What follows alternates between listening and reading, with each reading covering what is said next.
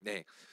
어 하나님께서요, 여러분, 이스라엘을 출애굽시키실 때, 애굽에서 탈출시키실 때의 목적은 뭐냐면, 그냥 지긋지긋한 그 노예 생활을 해왔던 애굽에서 이제 드디어 나왔다, 그 애굽에서 빼내셨다라는 것에 목적이 있지 않아요. 거기에 있는 게 아니라 가나안 땅으로 들어가는 것에 하나님의 최종적인 목적이 있습니다.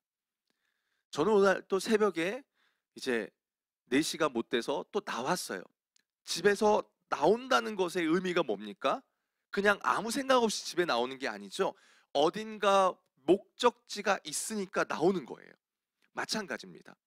이스라엘이 가나안 땅에서 나왔다는 건, 출애굽은 죄의 노예로 애굽에서 고통받으며 살던 이스라엘 백성들을 하나님께서 당신의 권능으로 건져내 주셨고, 그러면 이제 이스라엘이 생각해야 될 게 뭐냐면, 와, 우리 애굽에서 나왔어. 이것으로 끝나는 게 아니라 어디요? 하나님이 허락하신 약속의 땅을 향해 나아가야 한다는 거예요. 이 말의 의미를 이해가 되십니까? 이걸 우리의 구원과 연관시켜서 이야기하면요, 예수 믿고 죄에서 구원받았다, 이것으로 우리의 신앙이 끝나는 게 아니라는 겁니다. 죄에서 구원하셨다는 것은 그 다음에 우리가 나아가야 될 방향이 있다라는 거예요. 이건 여러분 아주 중요한 신앙의 개념입니다. 이 개념에 대한 정리가 없으면 그냥 나는 이제 애굽에서 나왔어. 와, 좋아. 이것으로 끝나면요, 애굽에서 건져내 주신 하나님의 이유와 목적을 상실해 버리는 겁니다. 왜 하나님이 건져내 주셨는지에 대해서 모르면요, 이제부터 이스라엘이 맞이해야 될 필연적인 광야와, 그리고 그 험난한 가나안에서 그들이 맞이해야 될 현실에 대해서 이스라엘이 실패할 수밖에 없어요. 여러분, 우리가 이 신명기를 살펴보기 전까지 열왕기서를 살펴봤잖아요. 열왕기서를 보면 이스라엘이 실패했습니까? 실패했습니까? 예, 처절하게 실패했죠. 그 이유가 뭡니까? 하나님께서 가나안 땅으로 자신들을 불러내신 이유와 목적을 놓쳐버린 겁니다. 그러니까 어때요? 자꾸만 그 땅에 거주하는 가나안 족속들이 너무 좋아 보이는 겁니다. 그래서 그들과 교류하고 그들의 자녀들과 혼인 관계를 맺고 더 나아가서 우상 숭배하는 겁니다. 그러면서 실패하게 되는 거예요. 그러니까 우리의 구원도 마찬가지입니다. 예수 믿고 죄 사함 받았어. 중요합니다. 중요합니다. 그런데 하나님께서 우리를 그리스도 예수 안에서 죄로부터 구원하신 것에서만 멈추면 안 된다는 겁니다. 거기서 멈추면 그것은 하나님께서 예수 그리스도의 십자가 사건을 통해서 우리를 죄에서 건져내 주신 그 이유와 목적을 놓치는 게 되고, 더 나아가서 그건 예수님의 십자가 사건이 그걸 무용지물로 만들어 버리는 것과 똑같아요. 예수님께서 십자가에서 죽으시면서 그 하나님과 단절되시면서까지 그 험한 고통을 겪으시면서 우리를 구원해 내신 게 그냥 단지 죄로부터 구원해 내는 것으로만 끝날까요? 아니라는 거죠. 그냥 구원받으면 땡입니까? 아니라는 거예요. 십자가 사건으로만 우리의 신앙이 멈추면 안 된다는 겁니다. 그 다음이 있다는 거예요. 그 다음 우리가 바라봐야 될 목적지가 있다라는 거예요. 우리는 늘상 십자가에서만 멈춥니다. 십자가가 중요하지 않다는 게 아니에요. 십자가가 모든 것의 출발입니다. 그런데 거기서 멈추면 안 된다는 겁니다. 왜 구원시키셨는지 그걸 알아야만 하나님께서 예수 그리스도의 십자가의 구원의 사건을 통해서 구원하신 목적을 우리가 최종적으로 안다라는 거예요. 그래야 신앙이 자랍니다. 하나님이 우리를 죄에서 건져내 주신 이유는 뭐냐면, 출애굽기 19장 5절 6절에 보면 우리를 제사장 나라로 부르셨습니다. 우리의 사명이 거기까지 이르러야 된다라는 겁니다.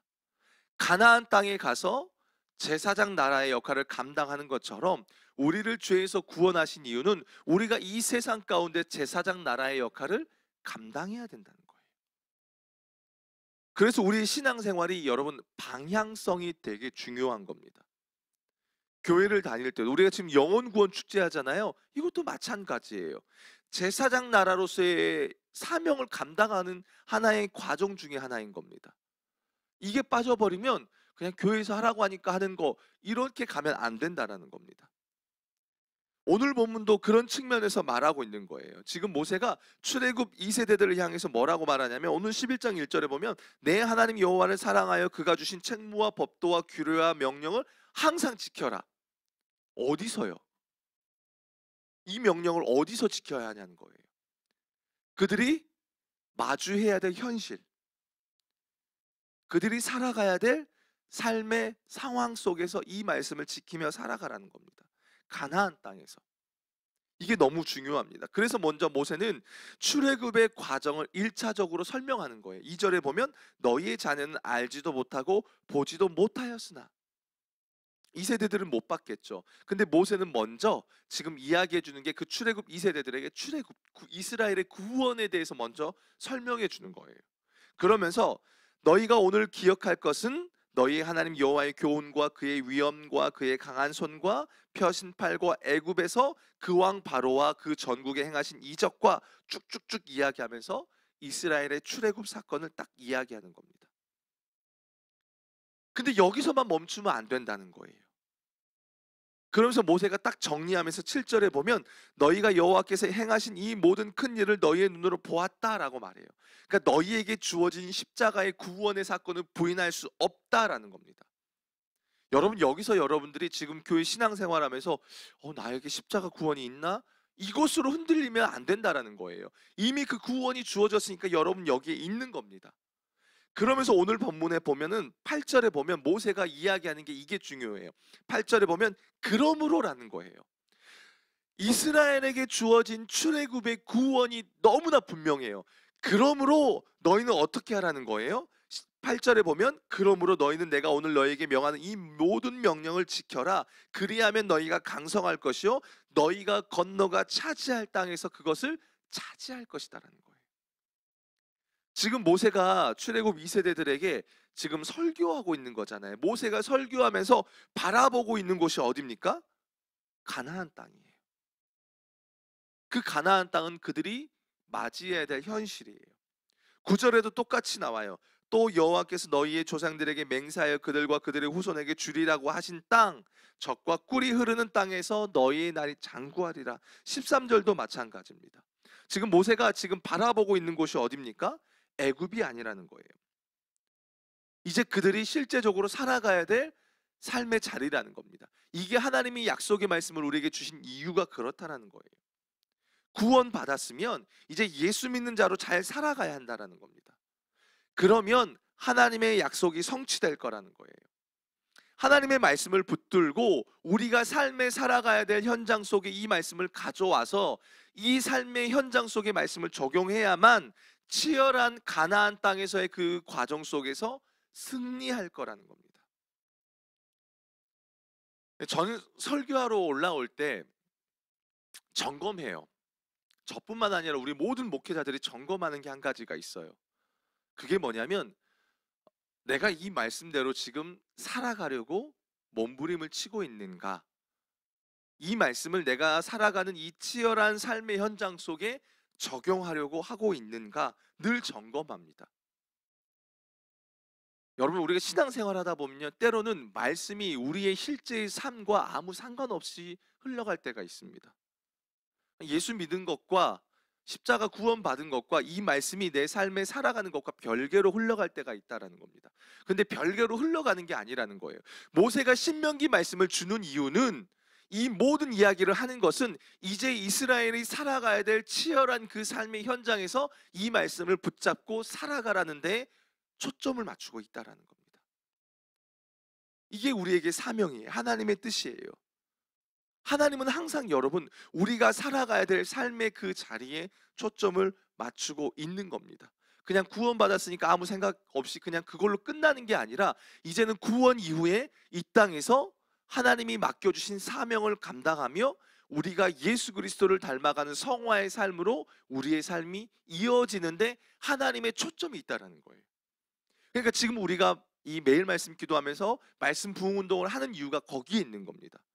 말씀이 우리의 삶으로 구원을 넘어서서 이제는 우리가 주님을 닮아가며 이 땅에서 하나님의 사명을 이루는 것으로 우리의 신앙이 흘러가야 된다는 거예요. 그러면서 모세가 오늘 재미있는 비유를 합니다. 10절을 볼게요.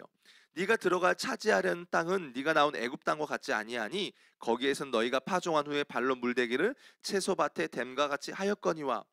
자, 여러분 갑자기 땅 이야기를 합니다. 왜요? 이스라엘 백성들이 거기 가서 살아야 하니까요.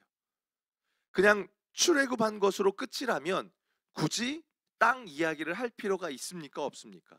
없지요. 근데 그들이 살아가야 될 삶의 자리가 있기 때문에 하나님의 관심이 거기에 있다는 거예요. 애굽에서 나온 것에 하나님의 관심이 있는 게 아니라 더 나아가서 가나안 땅에 있다라는 겁니다. 그래서 이스라엘이 가야 될 땅은 애굽 땅과 같지 않은데, 애굽 땅의 특징이 뭐라고 하죠? 파종한 후에 발로 물대기를 채소밭에 댐과 같이 하였다라는 겁니다. 이게 무슨 의미냐면요.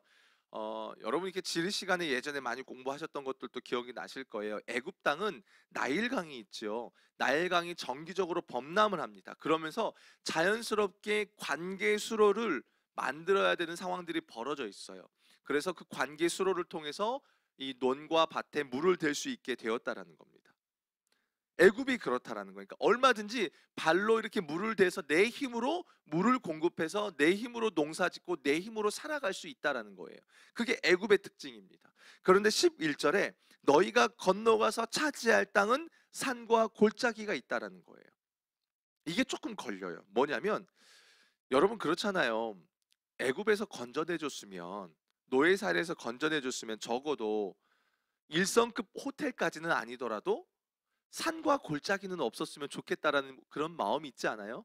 우리도 예수를 믿으면, 예수 믿고 나면 만사가 다 풀려져서 고난이 없고 그냥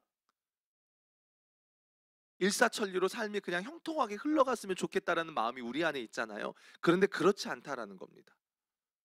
예수를 믿는다는 건 그렇지 않다라는 거예요.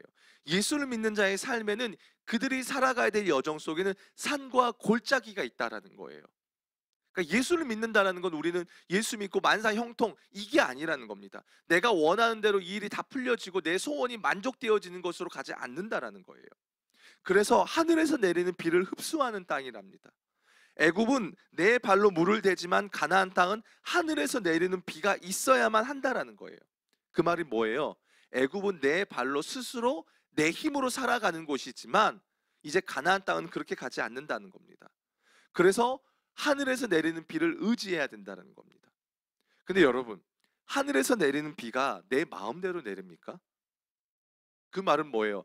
전적으로 이제부터 이스라엘이 살아가야 될 삶은 철저하게 하나님을 의지하며 살아가야 한다는 겁니다.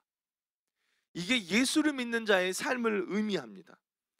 예수 믿고 구원받았으면 이제부터 요술방망이처럼 이거 나오라면 뚝딱, 저거 나오라면 뚝딱, 이게 아니라는 겁니다. 철저하게 우리의 눈이 어디를 봐야 한다는 거예요? 하나님을 바라봐야 된다는 겁니다.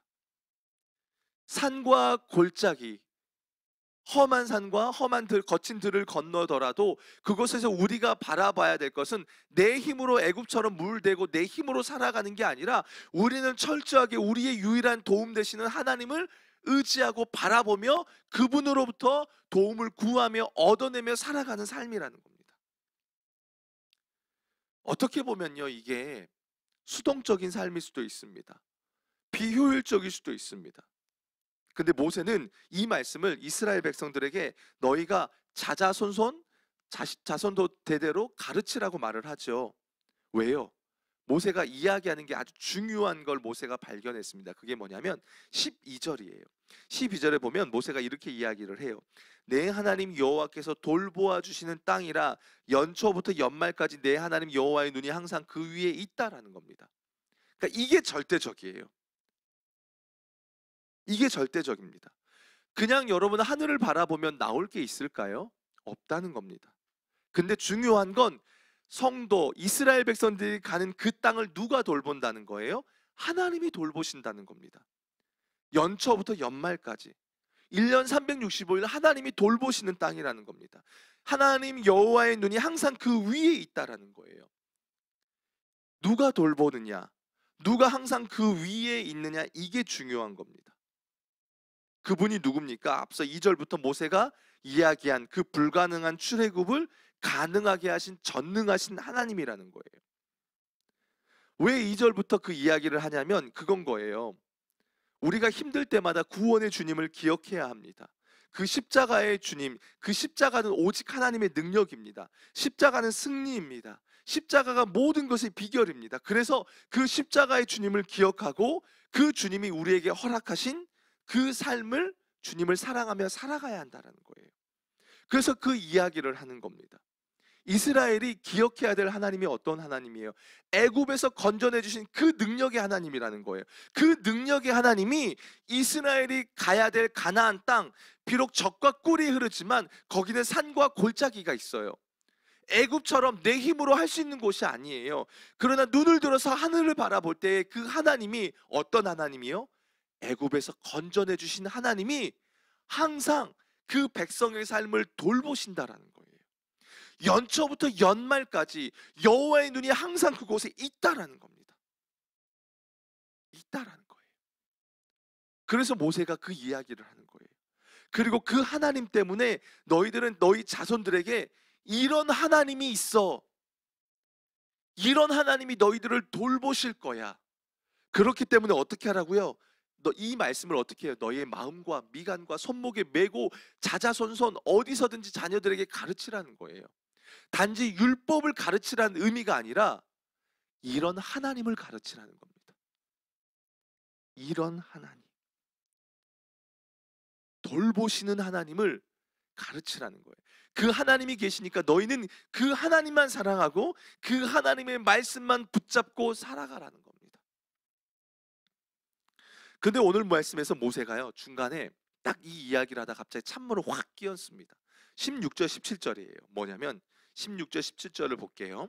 너희는 스스로 삼가라. 두렵건대 마음에 미혹하여 돌이켜 다른 신들을 섬기며 그것에게 절함으로 여호와께서 너희에게 진노하사 하늘을 닫아 비를 내리지 아니하며 땅이 소산을 내지 않게 하심으로 너희가 여호와께 주신 아름다운 땅에서 속히 멸망할까 하노라. 앞에 무슨 이야기를 했어요? 그 하나님을 바라보면 승리할 거라는 거잖아요. 근데 모세가 갑자기 찬물을 끼얹어요. 뭐예요? 유혹이 있다는 겁니다. 미혹이 있다는 겁니다.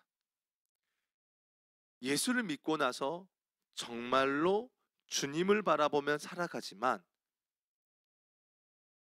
예수 믿고 난 이후에 우리의 삶을 흔들어 놓는 사단의 미혹이 있다는, 세상의 유혹이 있다라는 겁니다. 이게 분명히 있다라는 거예요. 그렇기 때문에 모세가 이야기하는 게 뭐냐면 18절 이하부터 쭉 나오는 게 뭐예요? 정신 차리라는 거예요. 말씀을 마음과 또 미간과 손목에 차고 가르치면서 어떻게든 사단의 그 유혹, 세상의 유혹이 있기 때문에 그 속에서 철저하게 하나님 앞에 나아가라고 이야기하는 겁니다. 오늘 본문을 이해할 때요, 여러분, 계속 율법을 지키고 가르치고 뭐 행하고 사랑하고 막 이렇게 나오니까 이게 어떻게 보면은 모세의 잔소리처럼 들려져요. 레위기도 율법이잖아요. 레위기 율법을 갖고 이 신명기 말씀이 지금 쓰여지는 건데, 레위기 읽을 때마다 내 위기를 우리가 맨날 느끼잖아요. 율법 하지 마라 해라, 하지 마라 해라, 이게 나오잖아요. 이게 부모가 잔소리할 때 아이들의 뇌파가 0이 된답니다. 한 귀로 듣고 한 귀로 흘려버린대요. 그런데 제가 요즘에 깨닫는 게 뭐냐면, 이제 저도 자식을 낳고 나서 보니까 점점 이제 나이를 먹어가다 보니까 철이 들면서 그 부모의 잔소리가요, 얼마나 명언인지를 새삼 깨달아요. 교회 안에서 믿음의 어른들이 하는 이야기가 얼마나 인생의 깊은 것이 담긴지 몰라요. 마찬가지입니다. 모세가 이렇게 말하게 되는 그 마음, 하나님의 마음이 어떤지를 우리가 알고 이 말씀을 보게 되면, 아, 하나님이 진짜 우리가 단지 예수 믿고 구원받은 것, 야 구원받았으니까 땡, 이게 아니라 구원받고 난 이후에 이 말씀을 붙잡고 우리가 치열하게 살아가는 삶에서 얼마나 승리하기를 원하시는 하나님의 마음이 있는지를 알게 되는 거예요. 그러니까 여러분, 그냥 11장을 읽으면요, 아, 또 말씀 지켜야 돼? 그게 아니라는 거예요. 하나님의 마음을 알고 보면, 아, 하나님이 얼마나 우리의 삶에 관심이 많으신지, 우리가 살아가야 되는 현실, 여러분의 직장과 가정과 또 살아가는 모든 발걸음에 하나님의 관심이 얼마나 많은지를 알 수 있게 돼요.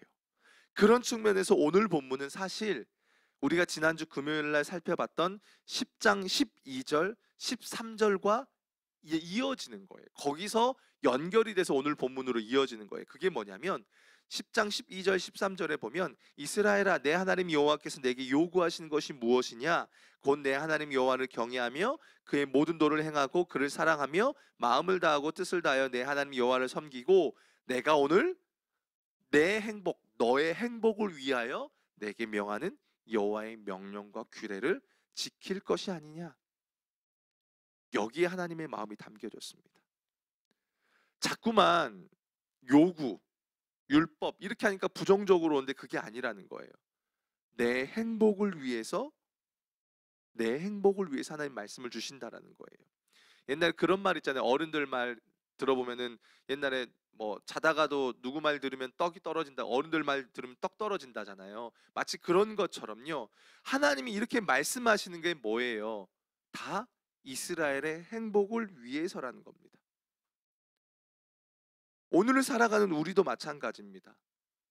이게 자꾸 성경 읽으세요, 뭐 하세요 이렇게 이야기하면 이게 우리가 자꾸만 우리를 올가매는 것처럼 그렇게 느껴지잖아요. 저도 그랬던 적이 있었어요. 근데 성경을 읽고 정말 이 가운데 담겨진 하나님의 마음은 뭐냐면 하나님은 우리가 살아가는 삶이 비록 젖과 꿀이 흐르는 가나안 땅이에요. 결과적으로는요. 하나님께 순종할 때에. 그러나 그들이 맞이하는 현실이 어떠냐면 산과 골짜기예요. 때로는 미련하듯이 하늘의 도움을 구할 수밖에 없는 현실이 우리 안에 펼쳐지잖아요. 그렇지 않습니까? 내 힘으로 안 되니까요. 여러분 다 여러분의 힘으로 해결이 되십니까? 안 된다는 겁니다. 그렇지만 비록 그런 현실이 우리 눈앞에 펼쳐져 있지만 그 가운데 우리가 이 말씀을 붙들 때에 하나님은 진짜 이 말씀 속에서 우리가 자유하고 행복을 맛보며 진짜 예수 믿는 자로서 그 험한 산과 거친 골짜기 속에서 들판을 살아갈 때에 거기서 진짜 우리가 승리하기를 원하시는 하나님의 마음이 여기에 담겨져 있다는 겁니다. 인생을 살아가다 보면 당장 비가 내리지 않을 때가 있습니다. 농사를 짓다 보면 비가 당장 내리지 않을 때가 있습니다. 나는 지금 당장 비를 원합니다. 그런데 하나님은 당장 지금의 비가 정답이 아니라 늦은 비가 정답이라고 말하실 때가 있습니다. 그러니까 우리의 생각과 우리의 지경을 뛰어넘어서 중요한 건 뭡니까? 내 생각보다도 하나님의 말씀이 더 맞다라는 겁니다. 우리가 오늘 신명기의 말씀을 붙잡아야 되는 이유가 거기에 있습니다. 내 힘으로 살아갈 수 없다는 겁니다. 여러분이 지금 맞이하는 그 현실, 애굽에서처럼 예수 믿기 전에는 어떠셨습니까? 내 마음대로, 내 힘대로 안 되면 말고 되면 또 되는 거고 그냥 내 힘에 따라서 모든 걸 판단하고 살아가 버립니다. 그런데 이제 예수를 믿고 난 우리의 삶은 뭡니까? 어떤 삶입니까? 항상 하나님께서 돌보아 주시는 그 삶을 우리는 살아가는 겁니다. 연초부터 연말까지 눈을 떼지 않고 항상 우리를 지켜보시는 그 주님을 기억하고 우리는 그 주님을 사랑하고 그분의 말씀을 지키는 일에 온 힘을 쏟으며 우리는 살아가는 겁니다. 근데 하나님이 오늘 우리에게 분명하게 말씀하십니다. 너희가 그 마음으로 내 말씀을 붙들고 살아가면 너희가 강성해질 것이다. 너희가 승리할 것이다. 그 땅에서 너희가 차지하게 될 것이다. 예수를 믿는 우리는 그걸 경험하는 겁니다. 예수를 믿는 우리는 예수 믿고 구원받았어가 아니라 우리가 가야 될 가나안 땅, 그 험한 산에서 우리를 돌보시는 하나님을 경험하는 거고 하나님이 우리를 돌보시는 그 과정을 우리가 배워가는 것이고 그러면서 예수를 닮아가는 것. 이것이 진짜 예수를 믿는 우리의 삶인 줄로 믿습니다. 여러분의 삶에 그렇게 간절히 여러분을 행복한 길로 이끌길 원하시고 여러분의 복된 삶으로 이끌기를 원하시는 그 하나님의 마음과 음성이 들려주시길 주님의 이름으로 축복합니다. 이 시간 함께 같이 기도했으면 좋겠습니다. 오늘 말씀 8절을 붙잡고 기도했으면 좋겠습니다. 그러므로 너희는 내가 오늘 너희에게 명하는 모든 명령을 지키라. 그리하면 너희가 강성할 것이요 너희가 건너가 차지할 땅에서 그것을 차지할 것이다. 하나님께서 예수 안에서 우리를 구원하신 것은 단순히 죄에서 건짐을 넘어서서 이 땅에서 하나님 나라 백성답게 승리하는 삶을 사는 것입니다. 기도할 때 주님, 내가 주님의 말씀을 붙들고 주님을 사랑하며 더 적극적으로 주님이 맡겨주신 이 복된 인생을 살아가겠습니다. 내 가정, 내 직장, 내 삶의 자리에서 주님의 뜻이 무엇인지, 주님의 명령이 무엇인지 날마다 말씀을 통해 붙드는 가운데서 연초부터 연말까지 항상 우리를 지켜보시는 하나님을 경험하는 그런 복된 인생, 하나님을 경험하는 복된 인생, 더 이상 넘어지는 인생이 아니라 승리하는 인생으로 살아가게 해달라고 우리 함께 우리의 삶을 놓고 먼저 기도하며 나아가겠습니다. 살아계신 아버지 하나님, 오늘 말씀을 붙잡고 나아갑니다. 하나님, 우리의 인생이 단순히 예수 믿고 구원받았으니까 그것으로 끝으로 끝나는 것이 아님을 저희는 알고 있습니다. 이제 예수를 믿었기 때문에 이제는 이 치열한 삶의 현장에서 그 예수 그리스도를 붙잡고 또 하나님이 주신 말씀을 붙잡고 승리하는 삶을 살아가는 것인 줄로 믿습니다. 하나님, 우리가 마주해야 될 현실은 참으로 냉혹할 때가 있습니다. 냉정할 때가 있습니다. 답답하고 암울하고 암담할 때가 있습니다. 그러나 우리가 걸어가는 그 모든 걸음 위에 하나님께서 연초부터 연말까지 우리를 돌보신다고 말씀하십니다. 우리가 살아가는 삶 속에 여호와의 눈이 항상 있다고 말씀하십니다. 아버지 하나님, 우리는 그 하나님을 경험하는 삶을 살아가야 될 줄로 믿습니다. 우리가 살아가야 될 삶은 그 하나님을 경험하는 것인 줄로 믿습니다. 하나님이 돌보신다고 말씀하십니다.